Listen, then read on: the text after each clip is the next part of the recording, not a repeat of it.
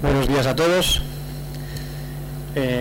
Vamos a dar comienzo a esta segunda mesa del día de hoy, que lleva por título Pliego de condiciones de puertos.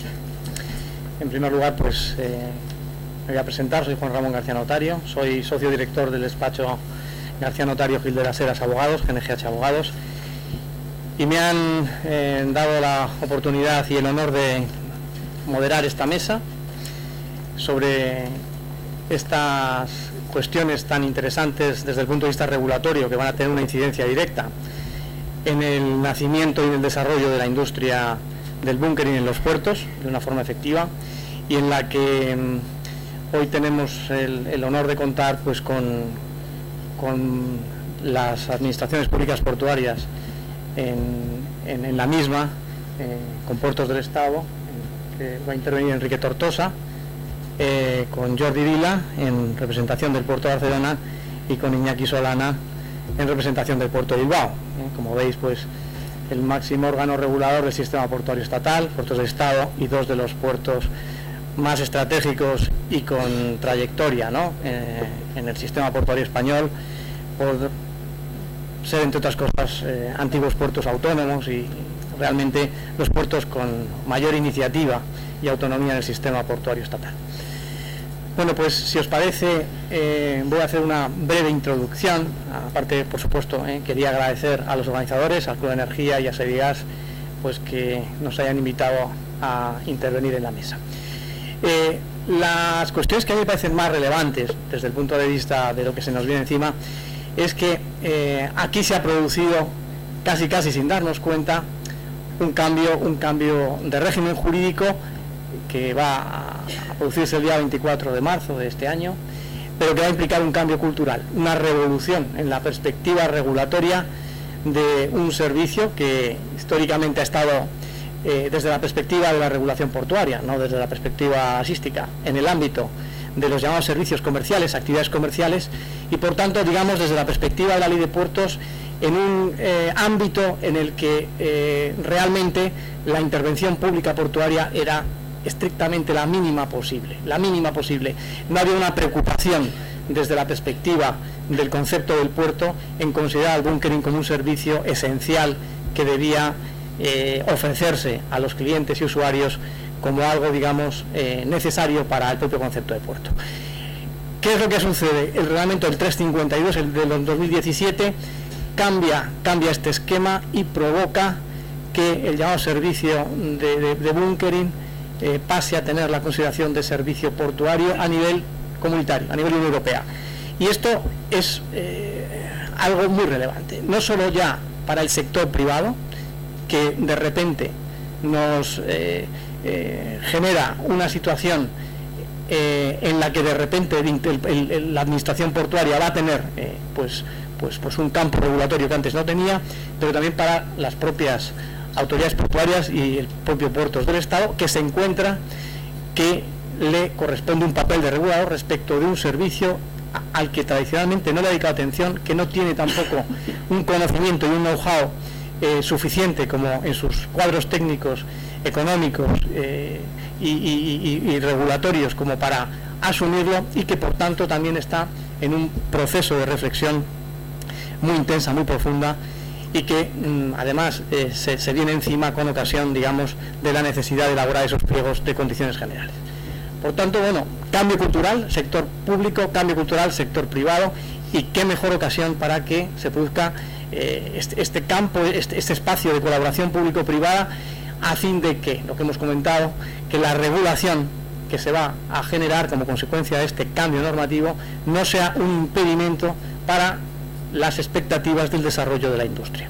Si nos equivocáramos a la hora de regular a través de estos pliegos o a través de la hipotética transposición de la ley de puertos al reglamento, o llamémoslo así, o adaptación, porque no transposición, adaptación, provocaríamos unas dificultades en el libre acceso a la prestación de servicio, provocaríamos la imposición de exigencias sobre las obligaciones de servicio público que van a recaer sobre los operadores, quizás excesivas o innecesarias, y si ya ponemos encima de la mesa la reflexión sobre la intervención pública, sobre la fijación de precios en la prestación del servicio, lo que se llama llamar la potestad tarifaria, entonces va a dar lugar a que el sector se preocupe y que haya surgido esta iniciativa en el ámbito de SEDIAS de generar un grupo de trabajo donde podamos dirigirnos al sector público con las reflexiones que la industria hace a las autoridades portuarias y a los puertos, para que esa regulación nazca bien encauzada, bien planteada, bien asimilada y por supuesto compartida, ¿no?, con las principales reflexiones que a fecha de hoy nos preocupan. Por tanto, voy a ceder la palabra en primer lugar a Enrique Tortosa. Sabéis que Enrique es el jefe de área de servicios portuarios, es una persona clave ahora mismo dentro de lo que es el proceso de aprobación de los pliegos, de los modelos de pliegos que está elaborando Puertos del Estado.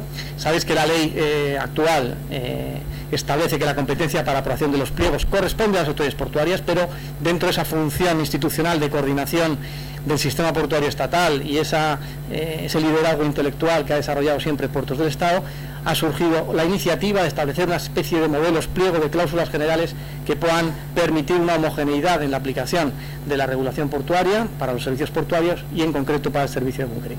Por lo tanto, es la persona más indicada para estar en estas jornadas, para darnos una idea general sobre cuáles son ahora mismo las ideas y pensamientos que tiene Puertos del Estado para poner encima de la mesa esos pliegos y, por tanto, pues le voy a hacer la palabra a Enrique.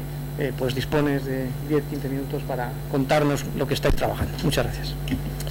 Gracias, Juan Ramón. En primer lugar, pues dar las gracias a la organización por habernos invitado y darnos la oportunidad de venir y de estar aquí y contaros un poco desde nuestro punto de vista cómo está la situación, las cosas que estamos haciendo y fundamentalmente intentar tranquilizar, porque vemos que hay gran preocupación con el tema del cambio de regulatorio en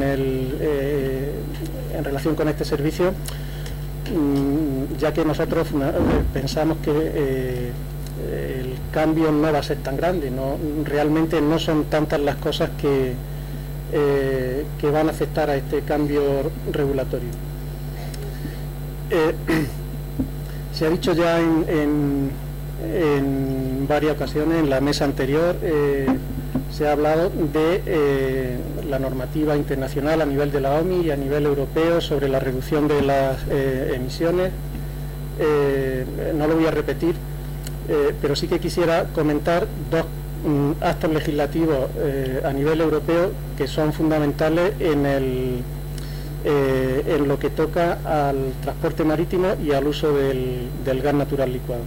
En primer lugar tenemos la directiva 2014-94, que es la que trata sobre el establecimiento de una infraestructura para el uso de combustible alternativo.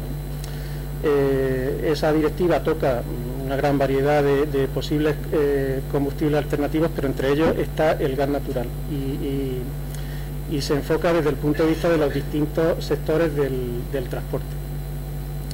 En lo que se refiere al transporte marítimo, lo que establece esa directiva es la obligación de que para el año 2025 haya, dice casi textualmente, un número suficiente de puntos de suministro para permitir que un barco pueda navegar a través de la red básica transeuropea.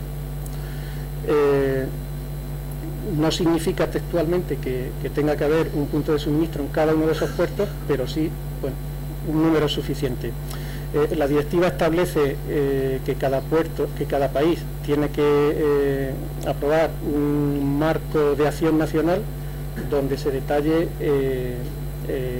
cuáles son los puertos concretos y cómo se debe aplicar esa directiva. En los puertos de interés general están incluidos en esa red básica 12 puertos marítimos y un puerto interior que es el de Sevilla. Bueno, pues para el 2025 tendría que haber ese número suficiente de puntos de suministro en los puertos marítimos, en 12 puertos españoles, y para el 2030 en los puertos interiores, en nuestro caso solamente Sevilla. El otro acto legislativo fundamental que ya ha comentado Juan Ramón es el Reglamento Europeo 2017-352. Este reglamento lo que regula un marco para la prestación de los servicios portuarios y la transparencia financiera de los puertos. No vamos a entrar en el tema de la transparencia financiera, que es un tema completamente distinto, pero en la parte de la regulación de los servicios portuarios, en primer lugar establece cuáles son esos servicios portuarios, y aquí han introducido algo que es nuevo para nosotros, que es el servicio de suministro de combustible, el bunkering. La regulación española, hasta la entrada en vigor de este reglamento, ese servicio era un servicio comercial que, según la ley de puertos, pues tiene una regulación digamos de un nivel muy bajo y queda, digamos, a expensas de la iniciativa privada. El reglamento establece que ese servicio pasa a ser servicio portuario. Como sabéis, los reglamentos europeos no necesitan transposición. Los reglamentos son directamente aplicables y cualquier normativa nacional que no sea acorde con el reglamento, pues digamos queda derogada o deja de tener validez. El reglamento entró en vigor en febrero de 2017 y dice el propio reglamento que será de aplicación a partir del 24 de marzo de 2019, o sea, el mes que viene.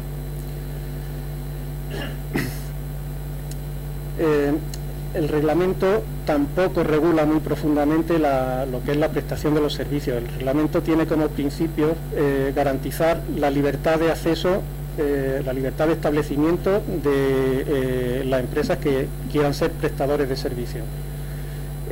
Da la posibilidad de establecer una serie de requisitos mínimos que sí que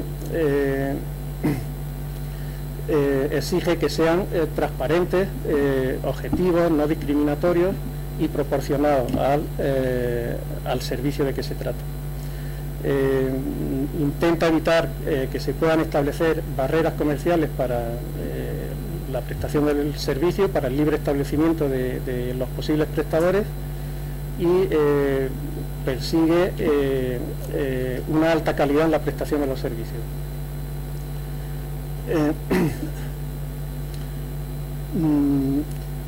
Como he comentado, el reglamento no profundiza mucho en la regulación de los servicios, se centra en unos pocos aspectos básicos. Uno de ellos es el establecimiento de requisitos mínimos para el acceso a la prestación del servicio, las obligaciones de servicio público, la posibilidad de limitar el número de prestadores en un puerto y el aseguramiento del cumplimiento de la normativa laboral y el respeto a los derechos de los trabajadores. Fundamentalmente se centra en eso, sin profundizar demasiado.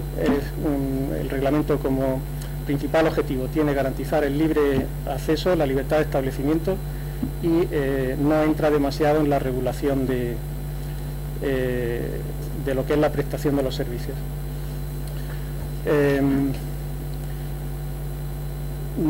Aunque el reglamento es directamente aplicable, sí que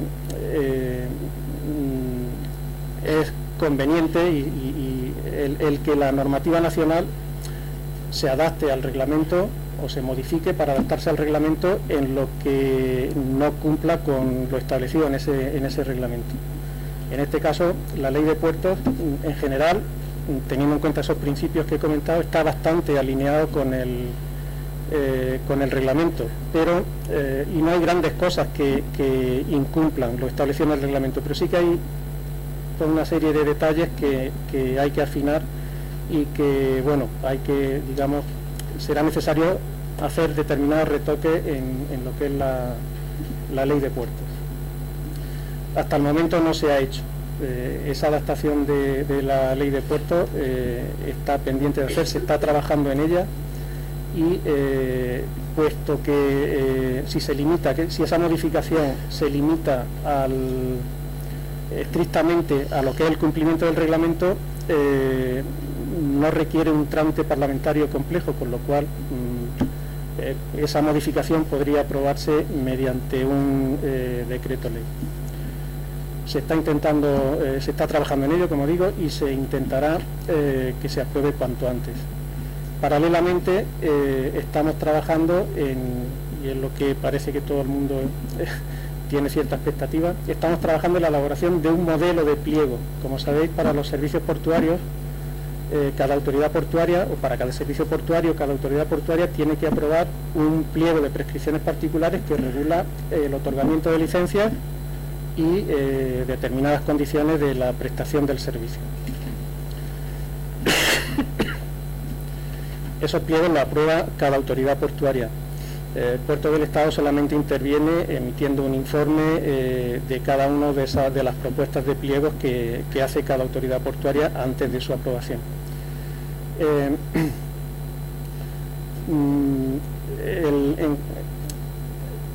En principio, la modificación de la ley de puertos no sería imprescindible, puesto que el reglamento, al ser directamente aplicable, cualquier aspecto, cualquier cuestión que en la ley de puertos no sea compatible o no esté conforme con el reglamento, en principio no sería, quedaría anulada, estaría anulada, estaría derogada, con lo cual se podrían aprobar los pliegos teniendo ese principio en cuenta, sin necesidad de la modificación de la ley de puertos si no llega a tiempo. Lógicamente sería mejor que la ley de puertos estuviera modificada antes de la aprobación de los pliegos, para evitar que luego pues cualquier desajuste hubiera que modificar esos pliegos aprobados. Para facilitar la aprobación de esos pliegos y agilizarla, los pliegos por parte de la autoridad portuaria, lo que estamos haciendo en Puerto del Estado, con la colaboración de las autoridades portuarias y todas las entidades involucradas en la prestación de cada uno de los servicios, es hacer un modelo de pliego que no tiene ninguna validez legal, no se aprueba nada, es simplemente una plantilla, una guía, una recomendación que sirva de ayuda a las autoridades portuarias para poder elaborar rápidamente sus pliegos, adaptando ese modelo a las características particulares y a las necesidades de cada puerto. Entonces, bueno, estamos trabajando en eso. Tenemos ya, respecto de este servicio, hay algunos servicios que van un poco más adelantados, pero en lo que toca a este servicio tenemos un borrador que está, bueno, relativamente avanzado, y que esperamos que en pocas semanas podamos trabajarlo en un grupo de trabajo en el que intervengan todos los agentes involucrados. En cuanto a ya entrando ya un poco más directamente en lo que es el servicio de suministro de gas natural licuado, lo que establece el reglamento, la definición del reglamento, incluye el aprovisionamiento de cualquier combustible sólido, líquido, gaseoso o cualquier otra fuente de energía utilizado para la propulsión del buque, o también para la utilización a bordo del buque mientras el buque está atracado, tal y como se ha comentado en la mesa anterior. Esto sería un claro ejemplo, la electricidad suministrada desde tierra, el coal iron. Y desde el punto de vista del suministro de combustibles, estamos contemplando las situaciones que se producen en el mercado actual o que son incipientes, ¿no? En este caso estamos contemplando en ese modelo el suministro de combustibles tradicionales derivados del petróleo, biocombustibles o combustibles sintéticos. Por otra parte, el gas natural, y por último el suministro de electricidad. Cualquier otro suministro de combustible u otra fuente de energía que cumpliera con esa definición, en un momento dado se debería incorporar en cuanto haya demanda o posibilidades en el mercado, se debería incorporar a esos pliegos.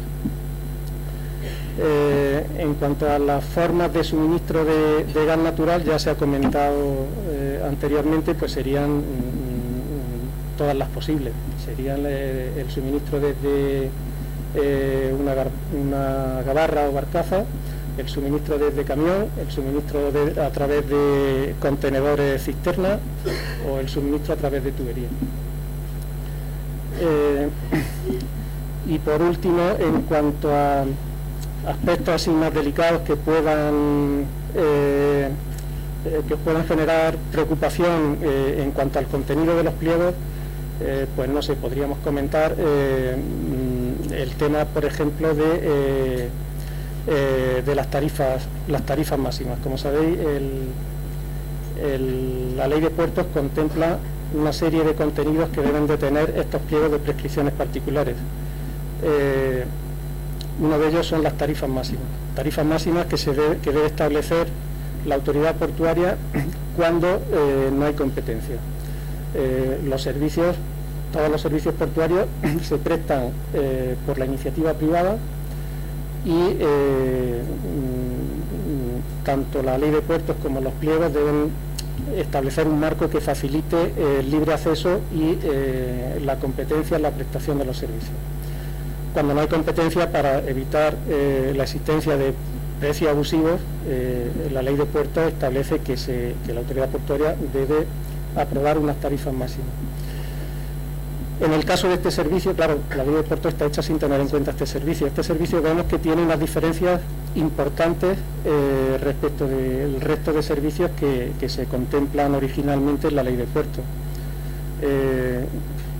Así como el resto de esos otros servicios, los que contempla la ley de puertos son servicios puros, donde se da un servicio. En este caso, el servicio consiste en el suministro de un producto, eso no se daba en ningún otro servicio. Entonces nos vemos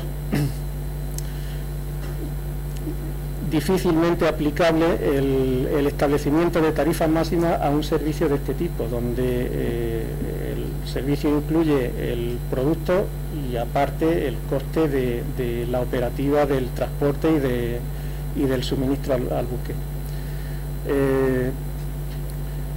También hay otra diferencia respecto del resto de servicios. Así como, por ejemplo, en el practicar un barco que visita un puerto se ve obligado a utilizar el servicio de practicaje de ese puerto, o el servicio de amarre, o el servicio de manipulación de mercancías, el servicio de bunkering no está, digamos, anclado al puerto. El servicio de bunkering, el buque que necesita aprovisionarse de combustible, elige no ya solo el prestador, sino elige el puerto donde realiza esa operación en base a una serie de factores, con lo cual el concepto de existencia de competencia no se puede comparar con el resto de servicios tradicionales. Teniendo en cuenta esos dos temas, vemos difícil la aplicación o el establecimiento, la posibilidad de establecimiento de tarifas máximas en este servicio. Y salvo que los estudios jurídicos nos digan que otra cosa, en principio creemos que en los pliegos no debe figurar esas tarifas máximas que incluso desde el punto de vista práctico vemos muy difícil abordar ese tema.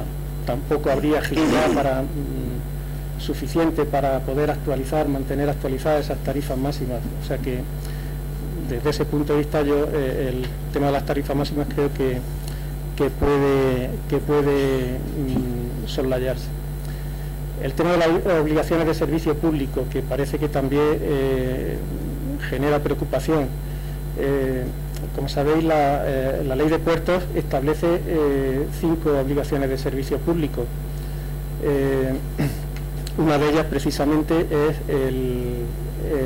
la potestad tarifaria, que es la que permite a la autoridad portuaria establecer esas tarifas máximas. Los servicios jurídicos del Estado ya nos han dicho que esa obligación de servicio público no parece compatible con el reglamento, con lo cual, bueno, pues vendría un poco a confirmar esa idea que acabo de decir antes de no establecer tarifas máximas en este servicio en los pliegos de prescripciones particulares. El resto de obligaciones de servicio público yo creo que son bastante inocuas y que no generarán, aunque no existían en el servicio comercial, tampoco van a generar aquí ningún conflicto ni ninguna dificultad importante. Hablamos de la obligación de servicio público de cobertura universal, en la que un prestador que esté establecido en un puerto pues tiene la obligación de atender las solicitudes de servicios de los usuarios del puerto. Continuidad y regularidad, o sea que el servicio pues se preste durante todo el año, durante las 24 horas del día, en función de la demanda, por supuesto. Obligación de servicio público de colaboración en situaciones de emergencia, extinción de incendios, lucha contra la contaminación. Dadas las características de este servicio, aunque la obligación exista, no se van a requerir, no parece lógico, no se van a requerir medios específicos para cumplir con esa obligación de servicio público. Simplemente la disponibilidad de los medios propios del servicio y del personal de la empresa prestadora para colaborar en cualquier emergencia si se les requiere. Que, viendo un poco las características del servicio, no parece que tampoco vaya a ser muy frecuente. No se va a mandar un camión cisterna de combustible a apagar un incendio o una gabarra de suministro de combustible. O sea que la incidencia de esta obligación de servicio público va a ser mínima. Y la última que nos queda sería la formación. Formación que, bueno, el reglamento establece una serie de condiciones que parecen, por otra parte, lógicas, de que las empresas prestadoras tienen que garantizar que su personal tiene la formación adecuada para la prestación del servicio. Y terminamos. Otro tema que puede resultar de interés, las tasas portuarias. Prácticamente no habrá, tenemos como la aplicación de la tasa de actividad. La tasa de actividad no va a tener prácticamente ninguna diferencia respecto de la tasa de actividad que se aplica como servicio comercial, con lo cual la incidencia en el cambio normativo va a ser mínima desde ese punto de vista. Lógicamente, si hay una gabarra, pues también tendrá su tasa al buque, igual que la tiene ahora. No sé, como ahora abriremos un turno de preguntas, si hay algún aspecto así que os interese especialmente, pues lo comentamos un poco desde el punto de vista de lo que llevamos trabajado ahora en cuanto a la elaboración de este modelo, que bueno, previsiblemente pues se va luego a volcar en la mayoría de los pliegos que elaboren y aprueben las autoridades portuarias. Entonces, muchas gracias, Enrique, por tu clarificadora intervención sobre la situación de los pliegos y el punto de vista de Puertos del Estado sobre estas cuestiones tan importantes. Pues vamos a dar la palabra a Jordi Vila Martínez, que es el director de seguridad de la Autoridad Portuaria de Barcelona, para que nos dé su visión, sobre todo desde la perspectiva ambiental, en la prestación del servicio de bunkering. Muchas gracias, buenos días. Gracias a la organización, al Club Español de la Energía y a Sedigas por invitar al Puerto de Barcelona a estar presente hoy. Haré mi presentación con una introducción de la importancia del que tiene el gas, ¿no?, la gasificación para el Puerto de Barcelona. Estas son estimativamente las emisiones de la actividad portuaria en Barcelona. El 95% de estas emisiones procede de los buques, de las emisiones de los buques, y estas, no sé si se ve claro, estas son las diferentes tipologías de buque, las emisiones en fondeo, en aproximación y maniobra y durante la estancia. Esto es el gas en emisiones estimadas de óxidos de nitrógeno. El gas nos permite actuar para reducir las emisiones de forma muy importante en la actividad portuaria. Estas emisiones de la actividad portuaria en relación a la contaminación de la ciudad, del entorno, representan entre un 5 y un 10%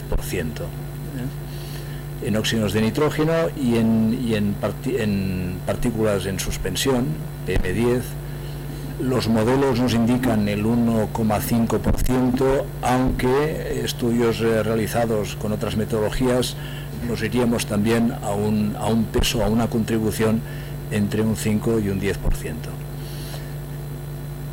El puerto, bueno, tenemos una red de medidas, de estaciones meteorológicas y de medidas de sensores de contaminación, de partícula en suspensión y sensores automáticos de gases contaminantes, y nos permite hacer un seguimiento desde hace más de 20 años de los niveles de contaminación, de calidad del aire en el entorno portuario. El gas nos permite, de forma transversal, nos permite de manera muy importante reducir las emisiones de la actividad portuaria, sobre todo en óxidos de nitrógeno, en óxidos de azufre y en partícula en suspensión. El año 2016 el puerto aprobó un plan de mejora de la calidad del aire destinado a actuar en diferentes frentes para reducir estas emisiones, y en lo concerniente a los buques, a los camiones y a la maquinaria de terminal, el eje común era la gasificación. La actuación más importante eran los esfuerzos en gasificar para conseguir reducir las emisiones a niveles más bajos. La presión que tiene el puerto, ocurre lo mismo en todos los puertos de Europa y los puertos del mundo, por parte de las ciudades que están al lado, que comparten espacio, es muy intenso, cada vez más. El gas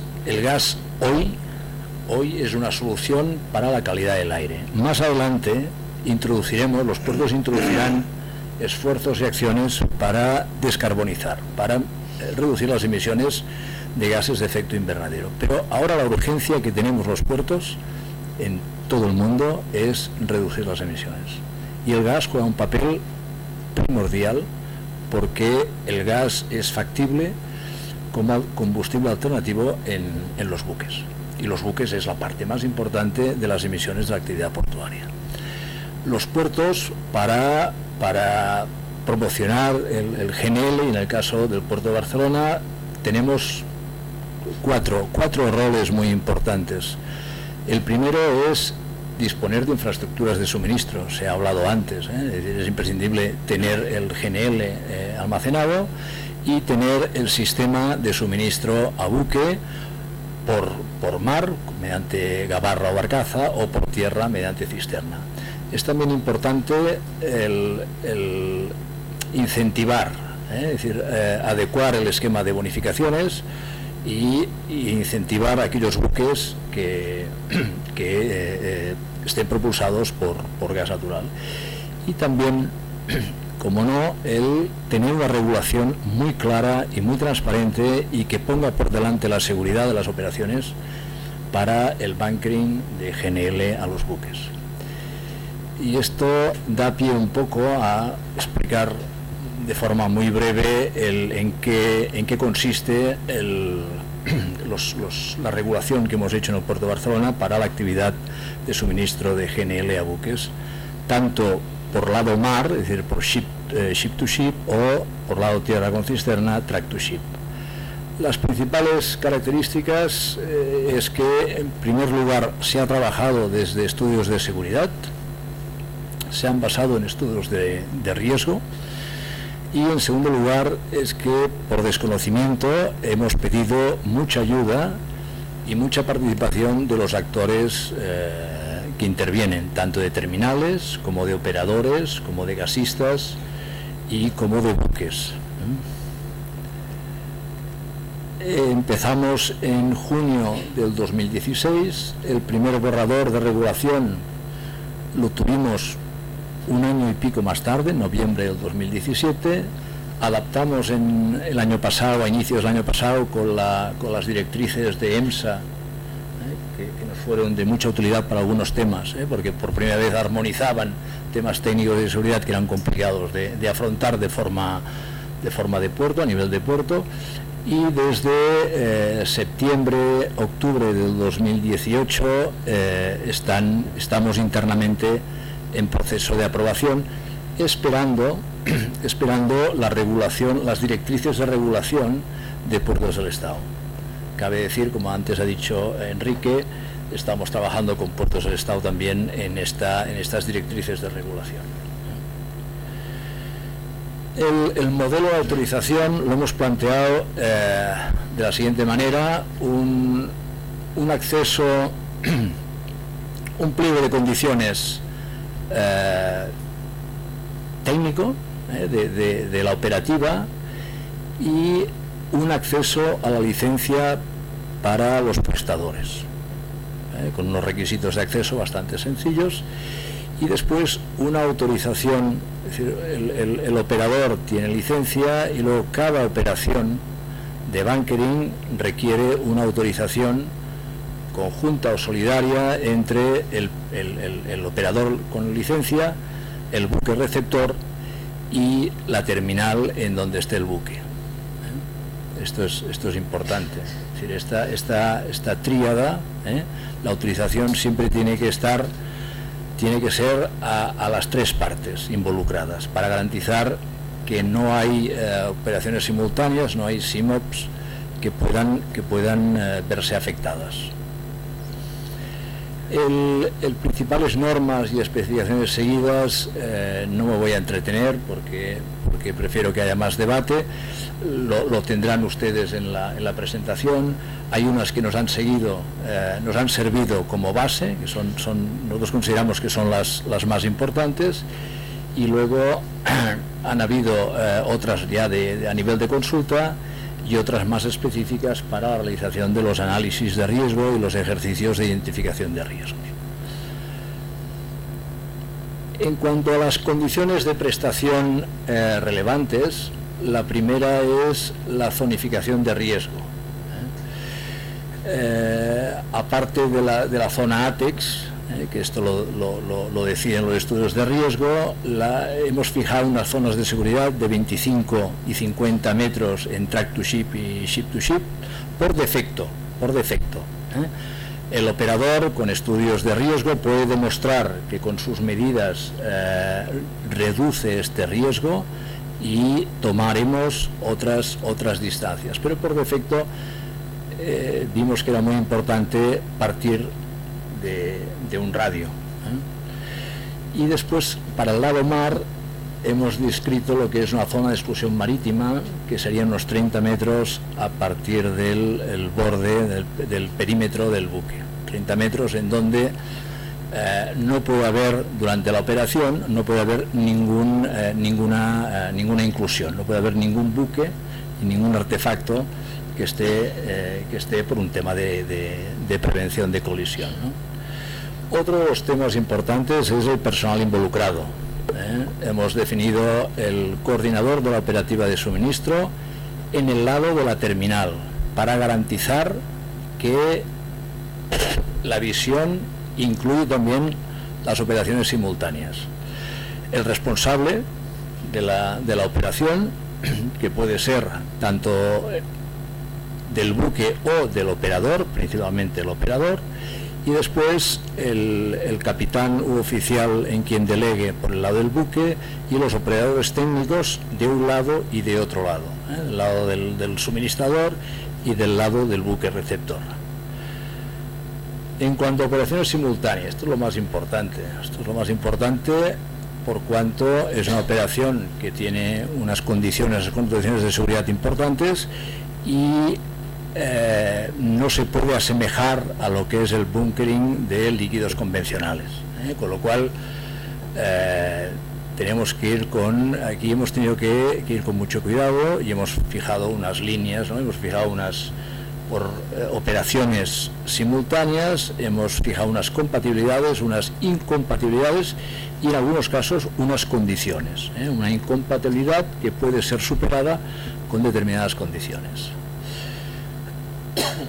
Otro tema de condiciones de prestación: hay muelles que no autorizamos, aquellos muelles que están libres, que no están concesionados, es decir, que no están sujetos a una terminal, en principio no estarían autorizados.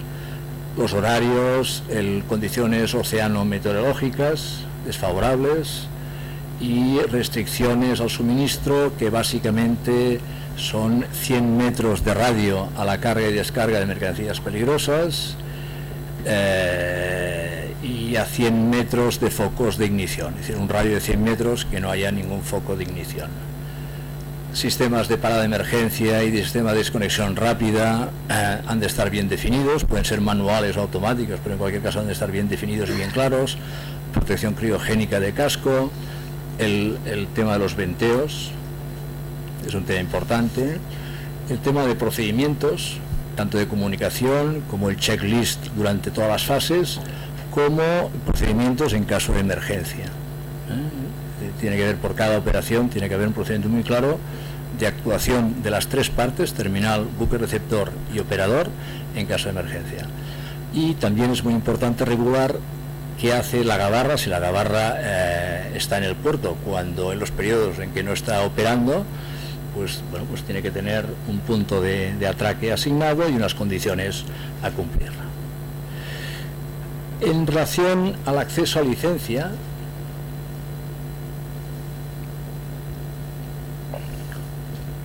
el operador tiene licencia, cada operación requiere de una autorización en que se involucra, repito, el operador con licencia, la terminal en donde está el buque y el operador. Y entonces, y después hay una comunicación previa antes del inicio de la operación. La licencia, en principio la daríamos con 3 años de vigencia, la autorización al operador también sería por 3 años de vigencia. Aquí describo, en la slide, describo un poco la información que pedimos en aras a autorizar con plenas garantías de seguridad, y después también la comunicación con una antelación previa de 24 horas para tener conocimiento. Y como conclusiones, pues bueno, podemos decir que en Barcelona hemos tenido ya cuatro operativas. La del Aida Perla, el crucero Aida Perla, pues que ha estado durante varios meses suministrándose, tiene un motor auxiliar de GNL, y la cisterna hacía de tanque desde tierra. El bunkering de Abel Matutes, que hemos visto en la primera sesión de Balearia, el repostaje de OPS, de coal ironing, desde una generación descentralizada con gas natural en muelle, y las últimas semanas el bunkering del Hipatia Alejandría de Balearia, que es el primer buque ferry pues que opera en el Mediterráneo, propulsado completamente por gas. Y gracias por su atención. Muchas gracias, Jordi, por tu clarísima exposición, que ha explicado con toda claridad la situación en el puerto de Barcelona sobre el servicio de bunkering. Bueno, pues vamos a hacer la palabra a Iñaki Solana Vives, que es el jefe de operación y servicios portuarios de la Autoridad Portuaria de Bilbao, para que nos traslade su conocimiento y experiencia sobre la operación de bunkering.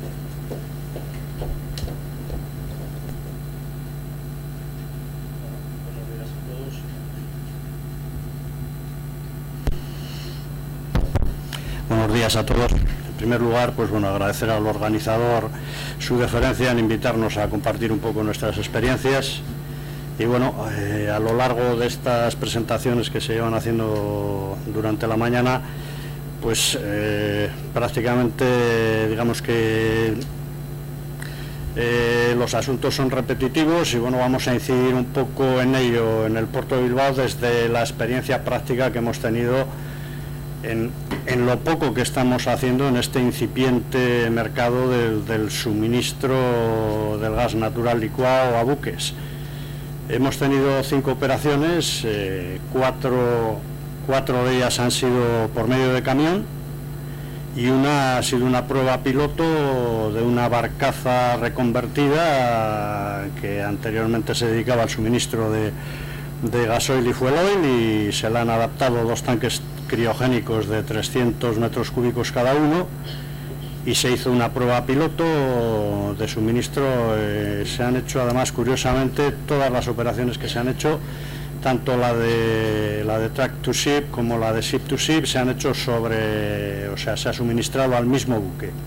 Un cementero que venía regularmente en esa temporada del Puerto de Bilbao, luego pues por cuestiones comerciales de ellos han cambiado, tienen un contrato de largo tiempo con Italia y han dejado de venir. Entonces, desde esa situación que nos vimos impelidos a tomar la decisión, bueno, de generar esos pliegos específicos para el suministro del gas natural licuado, y siempre desde la óptica del servicio comercial. Elaboramos unos para el track to ship, se aprobaron ya por Consejo de Administración, pero siempre como servicio comercial. Y cuando teníamos ya prácticamente listo el borrador del que sería del ship to ship, pues bueno, se empezó ya con todo el tema de desarrollo normativo del reglamento europeo, y entonces decidimos paralizarlo y no pasarlo por Consejo de Administración, puesto que parecía ilógico el aprobar unas prescripciones de condiciones particulares para un servicio comercial que en breve iba a ser convertido en servicio portuario, y máxime cuando sabíamos que se iban a elaborar desde puertos del Estado unos pliegos tipo para que más o menos armonizáramos entre todos los puertos la estructura y, dentro de lo posible, incluso el condicionado de los mismos. Entonces, pues bueno, podemos hablar un poco. Ahí veis una fotografía de la operación piloto que se hizo del ship to ship. Se suministraron 90 metros cúbicos al buque cementero Aireland. Fue una operación satisfactoria, pero bueno, tristemente, después de la iniciativa de transformar el barco, prepararlo y todo, pues nos encontramos con que efectivamente no hay todavía una demanda que haga el servicio rentable como para que el barco esté posicionado para hacer esos suministros, con lo cual la barcaza se ha reposicionado en Huelva, no para el suministro del gas natural licuado tampoco, sino para suministros de fuel oil y de gasoil. Entonces, bueno, pues aquí volvemos a incidir un poco en lo que ya se ha comentado ampliamente. Nosotros actualmente tenemos las condiciones particulares como un servicio comercial, y la aplicación del reglamento de la Unión Europea lo convierte en servicio portuario, por lo cual estos pliegos para la adaptación al servicio portuario los tenemos pendientes de ese borrador tipo que está elaborando Puertos del Estado. Entonces ahí tenéis un poquito una copia de lo que fue de la resolución de Consejo para el suministro de mediante camiones, el track to ship. Ahí tenemos, poco se ve, pero bueno, es un poquito la condición inicial que se marcaba, un poquito la estructura del pliego con todos sus capítulos, los fundamentos, el objeto, el ámbito geográfico, los papeles que había que aportar, los requisitos, etcétera, etcétera. Otra fotografía de la prueba piloto que se hizo. Luego tenemos lo mismo, es un extracto un poquito de lo que es el borrador que tenemos preparado para el suministro mediante barcaza, un poco la estructura que lleva la misma autorización, ese borrador que tenemos aparcado de momento. Y bueno, pues el extracto del reglamento que convertía el servicio comercial en servicio portuario, con su fecha de entrada en el mes que viene. Y eso es todo lo que, vamos, he sido breve, pero también la experiencia nuestra tampoco da para mucho más. Y sin más, muchas gracias por vuestra atención, y pues estamos abiertos a lo que nos queráis preguntar. Muchas gracias. Muchas gracias. Muchas gracias, Iñaki, por tu brevedad también y tu claridad en la exposición. Y si os parece, pues vamos a dar paso a un turno de preguntas para aquellos que tengáis interés en formularlas.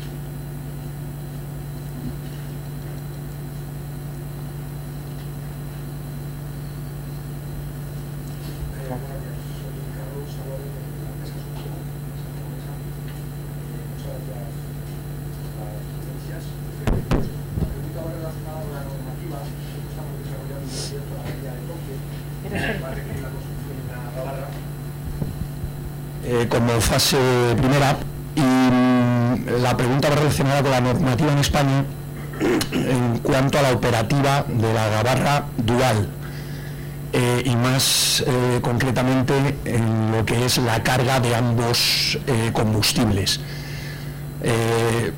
Como por ejemplo, una vez que tengamos el tanque de GNL lleno, sí se va a permitir un suministro de combustible convencional, fuel oil, sin tener que vaciar el tanque con ese GNL, o si por el contrario se va a permitir la operativa con el tanque de GNL lleno. Esto evidentemente va a tener una implicación en tiempos y en costes, y bueno, no sé si está contemplado ya o es un tema que bueno, se va a tener que profundizar. Sí, nosotros a nivel Puerto de Bilbao todavía la verdad es que no lo hemos planteado, porque no existe esa demanda habitual y no nos ha surgido ese problema todavía. Se hizo una prueba piloto con esta barcaza que había salido de astillero vacía, con lo cual únicamente cargó en la propia terminal de regasificación que tenemos en Bilbao, cargó el GNL y suministró a este barco y no combinó, vamos, no hizo una operación combinada, estaba solo y únicamente la barcaza llevaba el GNL. Entonces no nos ha surgido esa situación y bueno, pues tendremos que evaluarlo a su debido tiempo. A mí me gustaría añadir la entidad competente, el organismo competente es la autoridad marítima, no la autoridad portuaria. Si bien, como antes nos lo ha explicado el representante de CEPSA tiene una embarcación ready to LNG, que es una gabarra convencional donde se le pueden poner los tanques de GNL. Serán los estudios de riesgo los que determinen si es o no es posible que convivan a la vez los tres combustibles, el gasoil, el fuel y el GNL. Yo diría que no, pero es un tema que hay que estudiarlo. Y en cualquier caso tiene que ser la Administración Marítima la que fije las condiciones.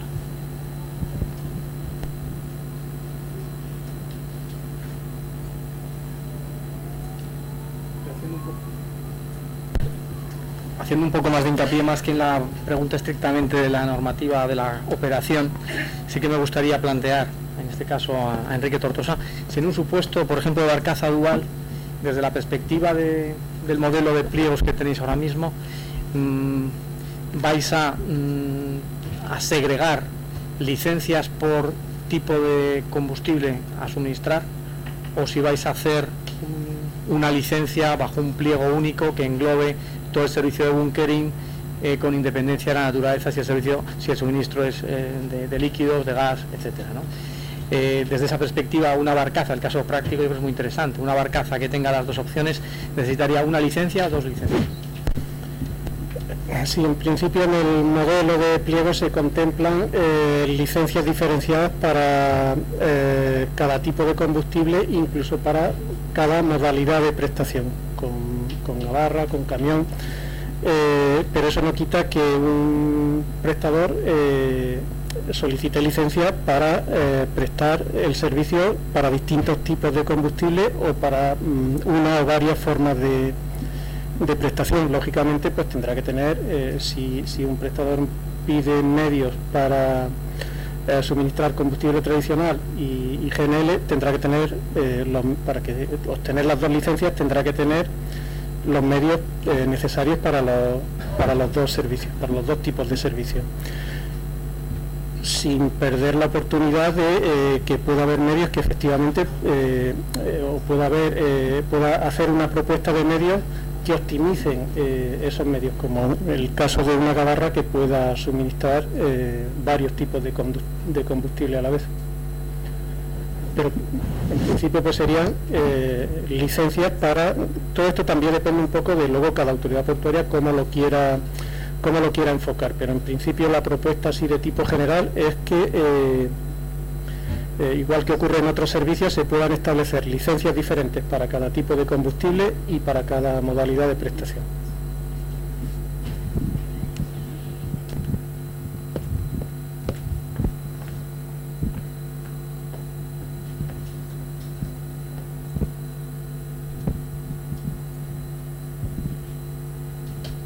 Buenos días. Hablando de casos raros, ya que estamos planteando casos raros, y que en este caso me perdone Sedigas porque imagino, bueno, pues que este foro está más orientado a operadores, pero ¿se ha contemplado en la normativa la posibilidad de que el propio suministrador del GNL sea el cliente? No sé si me explico.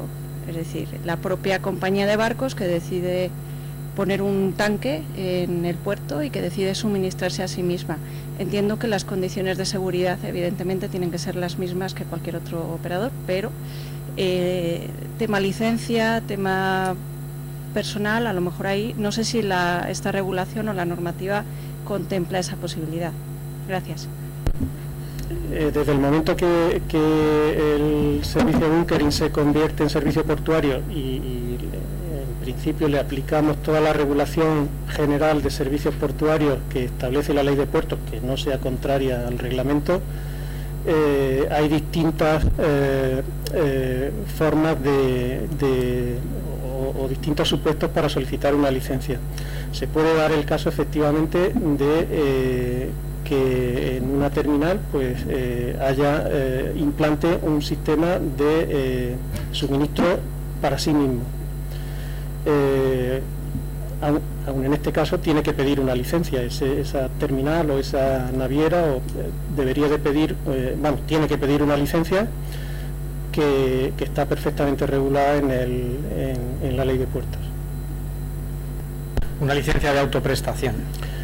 Sí, no he querido utilizar la palabra porque hay distintas modalidades.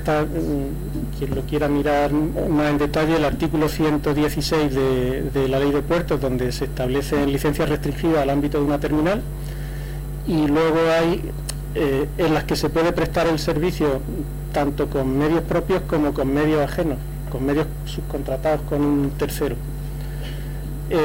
Y luego están las licencias de autoprestación e integración de servicios, pero estas tienen una serie de requisitos que estaría por ver si son aplicables al bunkering, porque no está contemplado. La licencia de integración de servicios dice textualmente que solo es posible para los servicios técnico-náuticos. Claro, eso está hecho sin que estuviera previsto este servicio. Este servicio quizás se podría asimilar a un servicio técnico-náutico porque es un servicio que se proporciona al buque. Pero bueno, con el artículo 116 ya daría cabida a la posibilidad de prestar el servicio para sí mismo por una terminal o una naviera. También, hilando un poquito esa pregunta también, yo lo que me planteo aquí es, sí, pero desde esa perspectiva, una naviera que decida autoprestarse el servicio, desde la perspectiva de la ley gasista, necesitará un comercializador que le abastezca. ¿O no? Esa es un poco la duda. ¿Cómo veis vosotros quién ha de ser el licenciatario del servicio? Porque aquí, entre las reflexiones que hemos hecho en Sedigas, ¿no?, es la visión tradicional del búnker ha sido que la autorización comercial se ha dado a la gabarra. Es decir, se ha tenido una perspectiva de que la operación logística era la que constituía la esencia de la prestación del servicio. Pero no ha dejado de haber reflexiones también de si en realidad, dado que quien únicamente puede vender la molécula es el comercializador, si no debería entenderse que la licencia, desde esa perspectiva de que se suministra un producto, debería hacerlo aquel que tenga la capacidad comercial. También lo planteo un poco sobre esta reflexión y qué piensa Puerto del Estado o los puertos de Barcelona o Bilbao.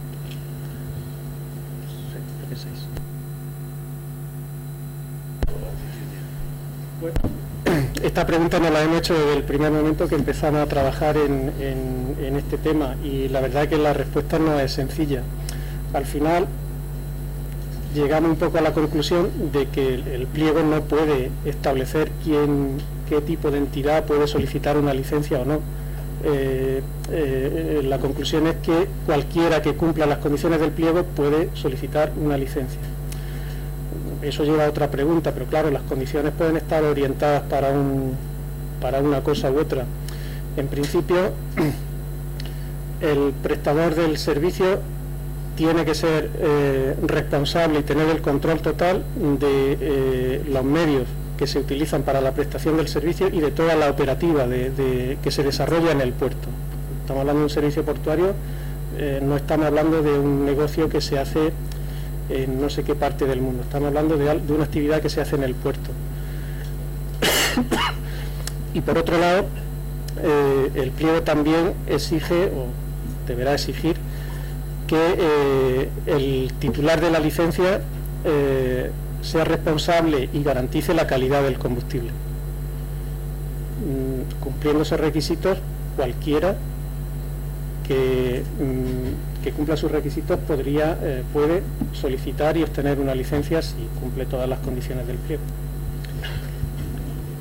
En la misma línea que dice Enrique, es decir, en el caso de Barcelona, cuando hicimos estos pliegos, nos surgió el debate, nos surgió la duda y el consiguiente debate, y al final es que es igual, es decir, han de cumplir las condiciones, y es igual que sea el operador último o que sea el poseedor de la molécula.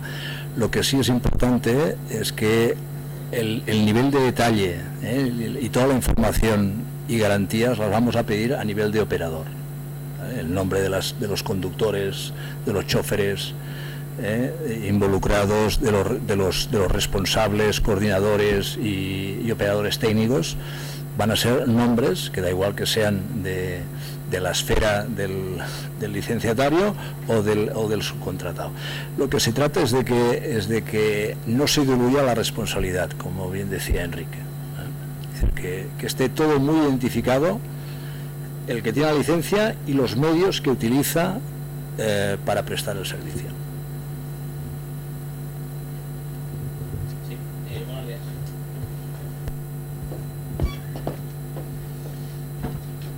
Buenos días, Guillermo López de Nagas Transporte. Mira, quería hacer una pregunta sobre la licencia que hay para el suministro mediante camión cisterna que habría que solicitar.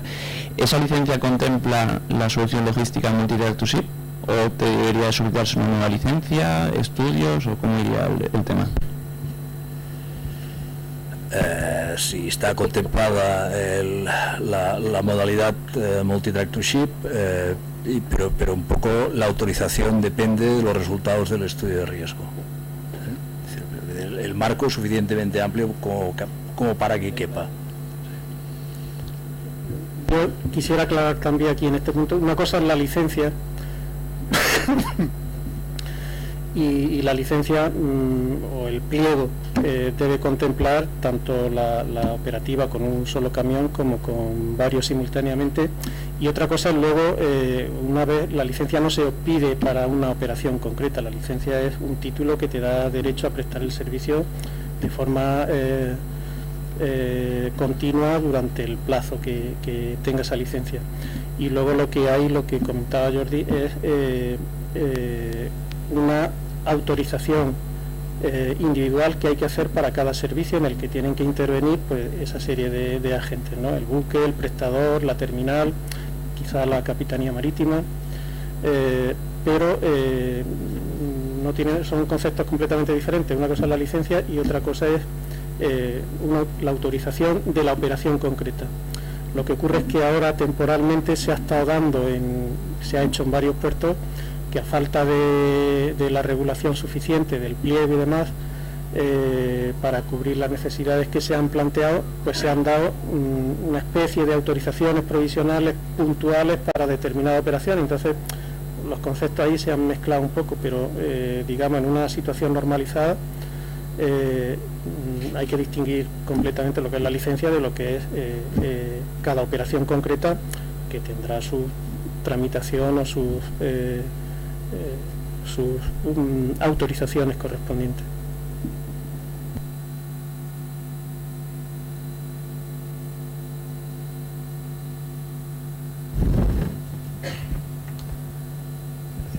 Buenos días, Álvaro Delicado de Escribas. Yo quería saber si en la adaptación de la ley de puertos al reglamento europeo nos estamos comparando con otros Estados miembros, y en el caso de ser afirmativo, más o menos a qué nivel de competitividad del servicio pensamos que estamos. A ver, la adaptación del texto de la ley de puertos al reglamento debe limitarse estrictamente a lo que es la aplicación la aplicación del reglamento. No sería posible hacer, digamos, una modificación de la ley de puertos que vaya más allá de eso, porque entonces requeriría un trámite parlamentario diferente. La ley de puertos ya garantiza o pretende un nivel de calidad suficiente y de competitividad en general de los servicios, que luego en la práctica a veces no es fácil llevar a cabo, y en eso trabajamos. Pero en todo caso, esta modificación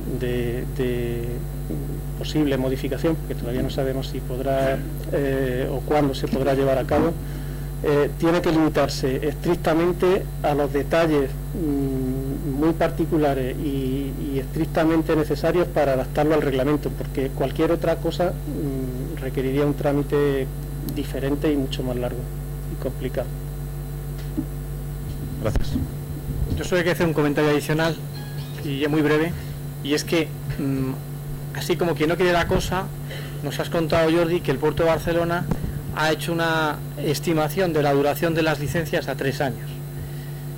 Yo te voy a dar mi opinión, un poco por la reflexión también que hemos hecho, ¿no? Y 3 años para una inversión tan relevante como lo que puede ser invertir en una gabarra o en una infraestructura fija o lo que implica esta actividad, nos parece que necesitaría un ajuste mayor. Y en ese sentido sí que creo que, y también lo trasladamos a Puertos del Estado, la duración de las licencias debería, por el bien, digamos, de la potenciación de este servicio, tender a que los plazos de las licencias fueran acompasados a los plazos comerciales de amortización de equipos para evitar inseguridad jurídica. Pero bueno, lo pongo encima de la mesa. Totalmente de acuerdo. Cuando hicimos los 3 años fue antes de que el servicio estuviera afectado por el reglamento y que se convirtiera en un servicio portuario. Es decir, como servicio comercial pusimos 3 años para garantizarnos la obligación de una revisión. Pero evidentemente como servicio portuario pues será una licencia abierta sin plazo, mientras se cumplan las condiciones.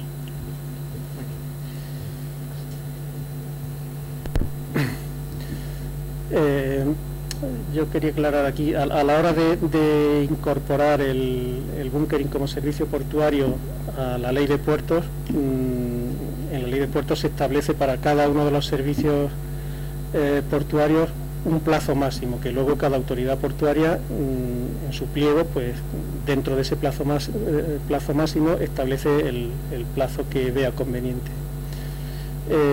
Aquí nos encontramos con una carencia, porque a la hora el reglamento nos manda incorporar el servicio de bunkering a los servicios portuarios, pero no existe ese plazo en la ley de puertos, porque cuando se hizo la ley de puertos no era bunkering, no era servicio portuario. Luego ahí tenemos una carencia para poder considerar un plazo máximo. Si se modifica la ley de puertos, quizás ese plazo se pudiera meter, no lo sé. Los servicios jurídicos nos tendrán que orientar en esto. Pero la idea inicial sería que, siguiendo los distintos modelos que hay para los otros servicios, para el resto de servicios, aplicar o establecer un plazo máximo y sujeto a un esquema de inversión significativa, como ocurre en los servicios de manipulación de mercancía, de pasaje o el Marpol, de forma que cuando el prestador oferta la realización de una inversión significativa a la hora de solicitar la licencia, eso repercuta en un aumento del plazo sobre el plazo estándar establecido. De esa manera, pues, digamos, se incentiva